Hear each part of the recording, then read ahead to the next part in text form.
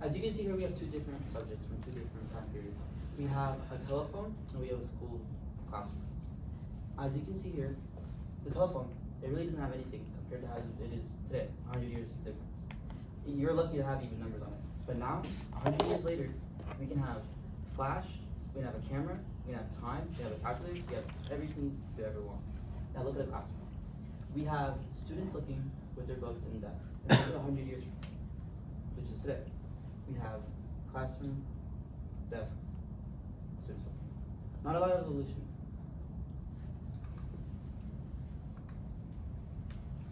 United States' education has had little to no change since the 20th century.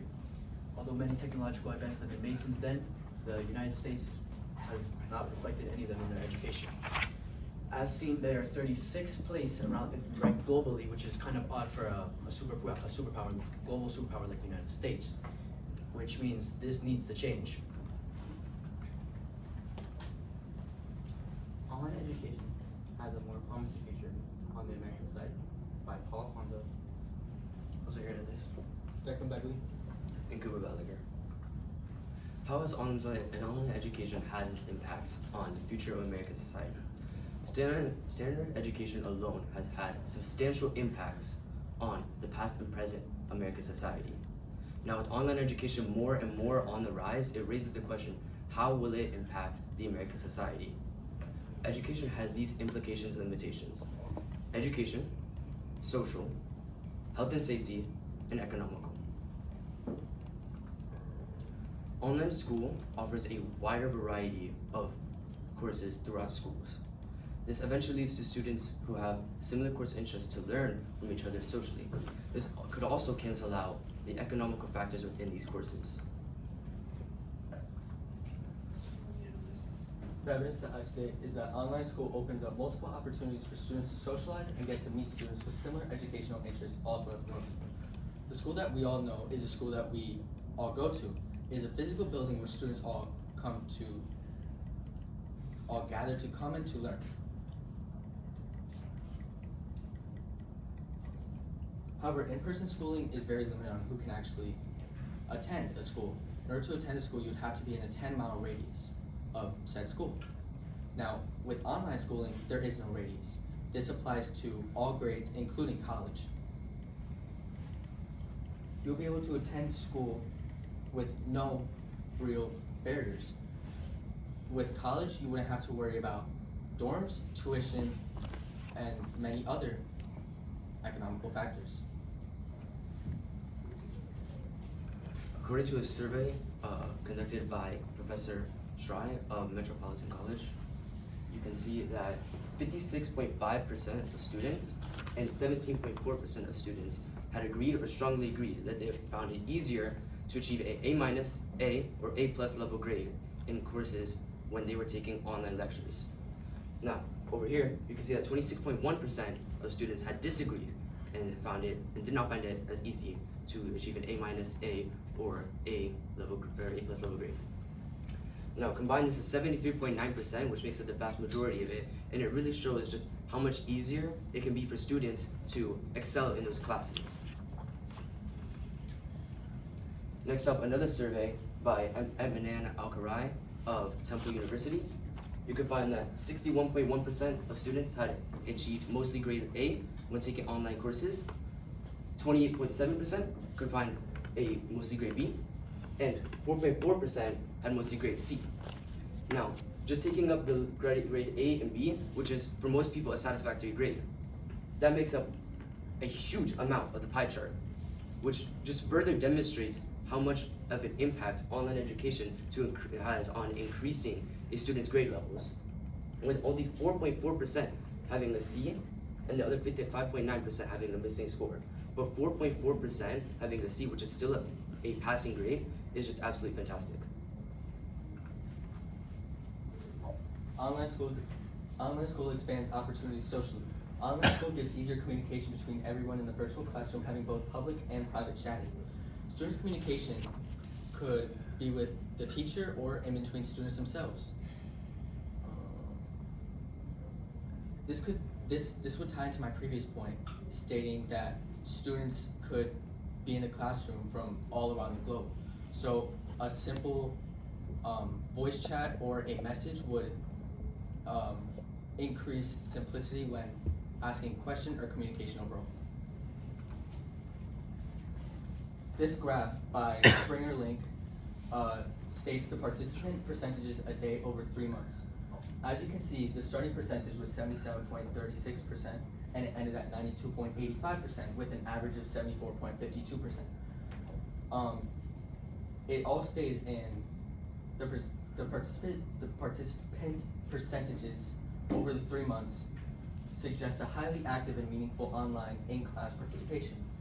The findings revealed that students' online chat data generally fell into 5 major types: students' responses of factual information, student interaction, bad communication, tech-related messages, and class schedule. On the image on the left, we can see how traditional classrooms are still today with a tight concentration of students which let bacteria and viruses thrive. Similarly, this picture shows a student working from home where he's in the safety of his home and is not at risk to anything from viruses or any bacteria. An example of this traditional schooling being a problem is COVID-19 in 2020, where a handful of students could actually infect an entire school and may even get it shut down. In this chart on the left, we can see the stress of students, with the lighter blue being the higher than average stress, which shows how hard traditional schooling can actually be because we do not know what's going on in each other's lives. When we give to students more time and flexibility with online schooling, where they can pick their own schedule, they are able to find their own hobbies and even train their own skills for their own future benefit. As you can see here, even though there's a lot of good things that come from school, the economic advantages are just too many just to ignore. The cost of schooling and the accessibility value just skyrockets, and you can see everything that could be made more financially available to other students is just way better.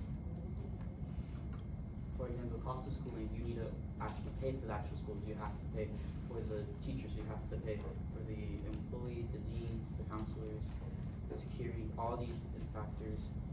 Not also, but including supplies, extracurriculums. You know, if you do band, you need to pay instruments. If you want to do art, you also have to pay for the brushes and paint and the colors. So, with all of that being said, a lot of students who don't want to take those extra classes, or that are just forced because classes in school are not able to pay those tuition, or they don't have to pay that, or that people that pay taxes and people who pay out of their own pocket, teachers, don't have to pay for those extra things, because if a student wants to join those classes, they could. Sorry. The existing value as well is tremendous. According to a lot of people, join online classes for reasons. One of the biggest reasons is because flexibility in choosing your classes, saving transportation. You could also retake classes, saving time and money, and graduating early if you want to go to college, or just save time and money on classes. There's some solutions we found through our research. Starting off with mandating online school for children education in the United States. A few limitations of these could be the lack of high-speed internet and the nurturing of social skills for the students. While some implications of these could be a way to provide a social community, either online through video games or through another way. Secondly, we could do an integrated approach similar to today with Valencia and other dual enrollment schools, online and traditional schooling for optimal student support. The limitation could be the difficulty of allocating resources and the logistical factors to be able to get schedules correct. An implication of these, however, could be the training of faculty to better become accustomed to this modernization. Primacy of traditional schooling and traditional education is what we have today, which a limitation of this is the rigidity of this learning does not help all students learn the same. The solution that we selected was solution number 1. Online schooling is better for the upcoming and the future of the American society for the reasons that we have just stated.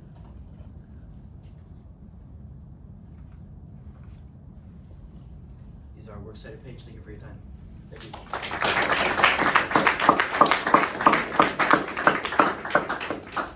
Back up, you're too close. I just want to get you on film. We'll start this way, Paul, and we'll work our way across with questions. Paul, can you tell me how your group decided to include Jose's perspective in your overall presentation? Well, Jose's perspective was really important because obviously we're talking about school, and one of the most important things about school is, the education. So, health and safety. So health and safety, you gotta make sure people are good and well, and you gotta in his paper he talked about how, like, during COVID, how a lot of people got sick and how diseases transferred. So online school doesn't have to do that. You don't have to confront with anybody. All right, thank you. Declan, reflecting on your colleagues' work, which one had the greatest impact on your understanding of the problem that you guys identified? I believe that, truthfully, I believe that mine has the biggest impact due to social being almost everything. Social could lead to depression, social could lead to a lot of other factors within school, and social could impact your grades, social could impact the finances that you actually spend, and everything else. All right. Jose, what's an example of a compelling argument from one of your peers' reports that you decided not to use, and why? Can you repeat the question one more time, please? Sure. What's an example of an argument from one of their IRRs that you decided not to use in the presentation, and why did you not? Well, in the presentation, in Paul's IRR, I was looking at his paper, and I saw many times that he discussed the factors of shipping and wages of resources to the United States in order to build schools. In the presentation, you can see how he includes it with wages, and it's more than true that we will not be able to include the wages of workers and factors into our presentation. Okay.